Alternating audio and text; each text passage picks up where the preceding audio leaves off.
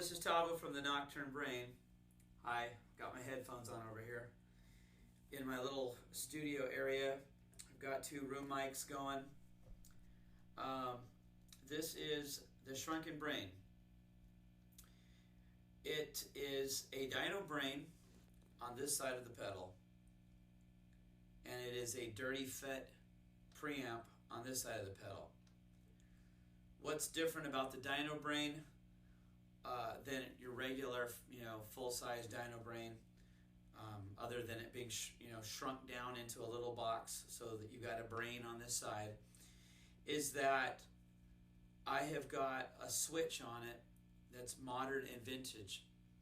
In the vintage mode, the full EQ of the RE301 Space Echo preamp, which this is based on in tone and character and dynamic response, it's the full tone of the product, because on a real Space Echo there is no bass and treble in the preamplifier.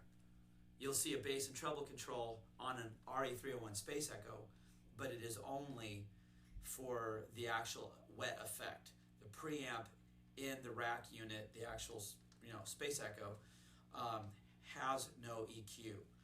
You get the color of the preamp the way it is. So that's what's going on here. It's the Dynobrain. You have no bass cut like I have on the full pedal. You just have the actual preamp with a gain control. Because it's set up that way, unity gain sits way back here about 10 o'clock, because there's no passive bass EQ hooked into the circuitry. So it's got more gain or boost on tap if you want. But because of the switch, which you can't see back underneath here, there's a switch that goes from the vintage, the normal mode, into modern. And what modern does is it leans out the low mids and bumps up the highs a little bit more. And on its own, might be a little bit too bright for some amplifiers, but it works really well with this. And on this side, this uses a JFET and a hybrid clipping circuit using Germanium and Silicon diodes. You can use this preamp completely on its own. There are literally two circuit boards in here. Should there be one? Maybe, if you're a big manufacturer. It's just me. So there are two completely independent circuits with very high quality components on each circuit board, not to be, boutique and cork sniffy, but simply the sum of all parts creates the sound, the final sound. So why is there a Dirty Fet preamp on this side? It's to serve the Dynobrain. I wanted to be able to let the live player switch over to a lead position and have overdrive, or rather a boost that's got some grit and grind to it, serving mostly the roots, music genre. But it can be used by itself. I'll go ahead and play. Here's an E chord for my guitar. This is the Brian Setzer Hot Rod. It's a 99 tone post, but it's got the brand new Brian Setzer pickups in it with a cut so that you can go single coil. Single coil are obviously not as loud. Anyway, that's the guitar. This is a Moonshine amplifier that is based off a vintage Gibson 39 Gibson EH 185. So it's a 20 watt class A amp using 6L6 tubes. I've got it set at a very low level, so it's kind of just bright and clean. So here's an E chord with just the amp, and I'll turn on the Dynobrain. 10 o'clock is about unity gain.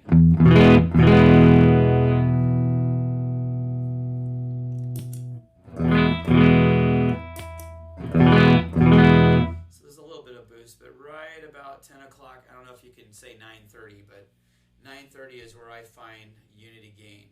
At least with this amp and this guitar. With it off. With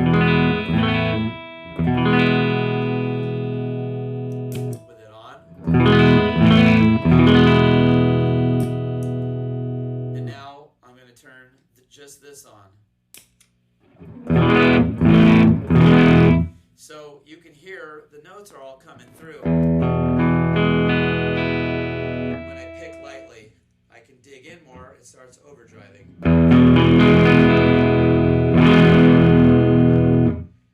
If I turn it back to 9, let's see, where's unity gain? Yeah, about 10 o'clock is unity gain. It's never going to be completely clean. But you can roll down your volume on your guitar if you've got a treble bleed.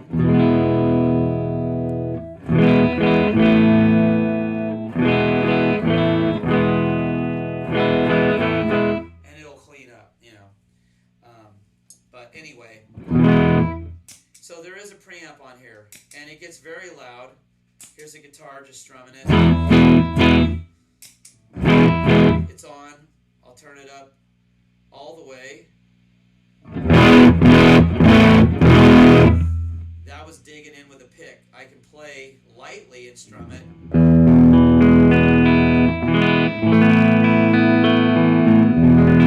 It's very clean, so it's based on your pick dynamics, your attack. And all I'm going to do now is dig in and strum harder. So there is a preamp in itself. You know, I use this by itself with some of my Bigsby style and Tele guitars. But again, the point is to serve more of a lead position with the Dynobrain side.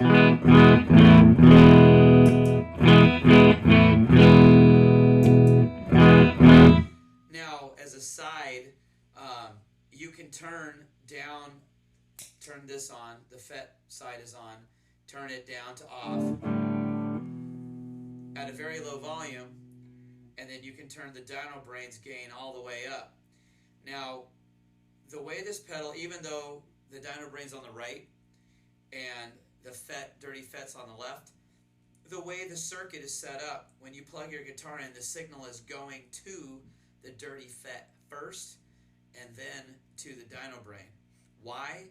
Because of the clipping design in the circuitry and the J Fet. I felt that it responded better when it sits in front of the Dynobrain. So that's what's going on here. And no, there isn't any switch for you to switch back and forth what goes, you know, first. It's just set up that way. What I want to show you is with both of them on, I can control the unit's complete input of the guitar, but at the same time the Dynobrain is controlling the output.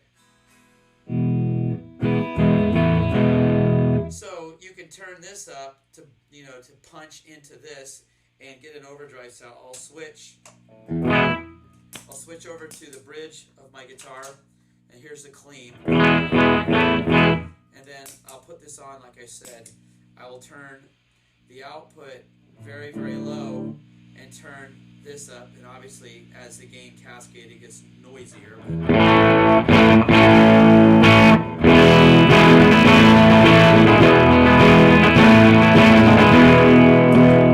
Turn them off. Now, to do the other side, do it the other way, I can turn the input gain, or the gain of the Dirty Fet side, really low and turn the output all the way up on the Dynobrain, and you almost get a fuzz effect. And that wasn't my intent, but ended up being a kind of a neat byproduct of doing this. So at bedroom levels, you know, you can play very low. Or as you start turning it up, the fuzziness of it starts dissipating, and then the clean starts pushing in a little bit more.